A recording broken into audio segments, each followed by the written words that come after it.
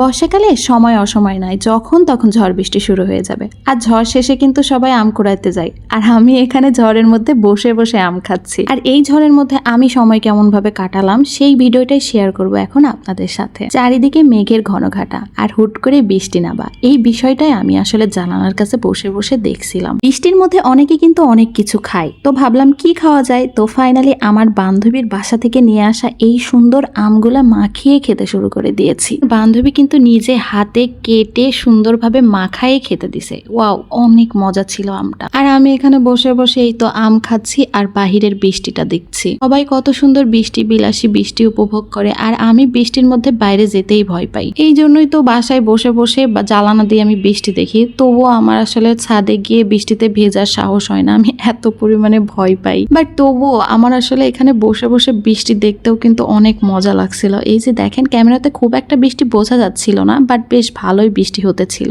আর আমি উপর থেকে সবটা ভিডিও করছিলাম, দেখছিলাম। আর এদিকে হঠাৎ করে এত পরিমাণে ঝড় শুরু হয়ে গেছে, আল্লাহ, আমি তো নিজেই অনেক ভয় পাইছি। আজকের ঝড়টা আসলে একটা সাডেনলি কেমন যেন একদম একদম ঝড় খাকে বলে আমি নিজে চোখে দেখলাম যে হুট করে কিভাবে একটা তাণ্ডব শুরু হয়ে গেল। দেখেন পুরো গাছগুলো মনে হচ্ছিল একদম ভেঙে পড়ছে। আমি যদি সাজে থাকতাম তাইলে মনে হয় আমাকে তুলে নিয়ে চলে যেত, মানে উড়িয়ে চলে যেতাম। একটা বিষয় আমি খুব অবাক হয়েছি, একদম 5 মিনিট শুধু ঝড় হয়েছে, তারপরে একদম চারিপাশ আবার নিস্তব্ধ হয়ে গেছে, একেবারে বৃষ্টি থেমে গেল। বৃষ্টি থামার পরে আসলে পরিবেশটা এত সুন্দর লাগছিল, আমি ছাদে না গিয়ে থাকতে পারলাম না, তাই তো আমি চলে গিয়েছিলাম ছাদে আর এই পরিবেশটা উপভোগ করার জন্য। ঝড় শেষে পরিবেশটা কত শান্ত না, আসলে কথাই আছে না, ঝড় শেষে পরিবেশ অনেক শান্ত থাকে।